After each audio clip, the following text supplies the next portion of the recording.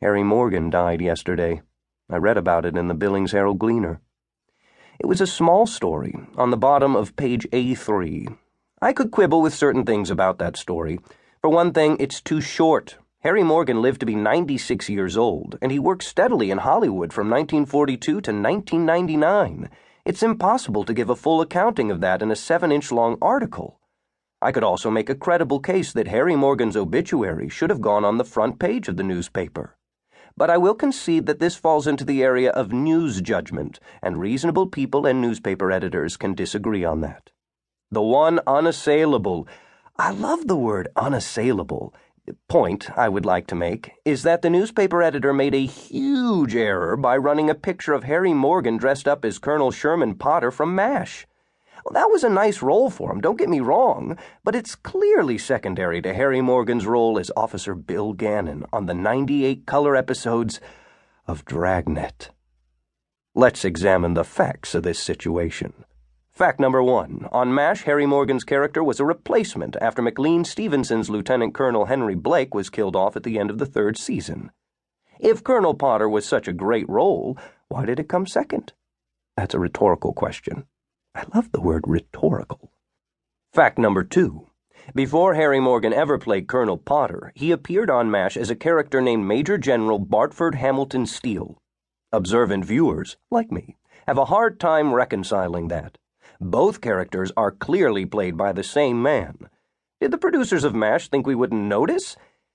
That, too, is a rhetorical question. Fact number 3. At best, Colonel Potter was the number 3 character on MASH.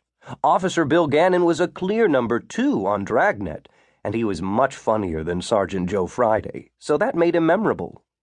The facts are on my side.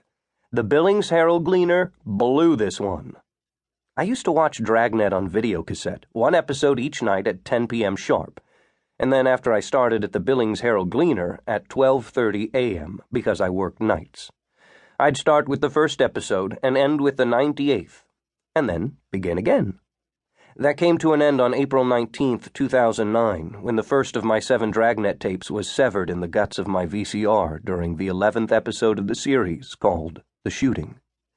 Sergeant Joe Friday and Officer Bill Gannon were just about to put the pinch on 2 hoods who gunned down a fellow policeman when my TV screen went snowy and the VCR started making an awful noise, and that was the end of the tape. My friend Donna Middleton, now Donna Hayes, before she moved away, showed me that I could still watch the episodes on the computer. But I tried, and it wasn't the same. I threw out my Dragnet tapes, even the good ones. I've been dreading today since November 15th, the day I made an appointment to go see Dr. Rex Helton, my primary care physician at the St. Vincent Healthcare Clinic on Broadwater Avenue. When I had my physical a year earlier on November 15th, 2010, Dr. Rex Helton told me that I needed to lose some weight and that my glucose levels were beginning to alarm him. He told me that I should get more exercise and eat better. The spaghetti that I eat 9 times a week had to be reduced, he said. He also said that a quart of ice cream a week was not good for me and that I should try some sugar-free gelatin or some fruit. For a while, I did well at heeding Dr. Rex Helton's advice.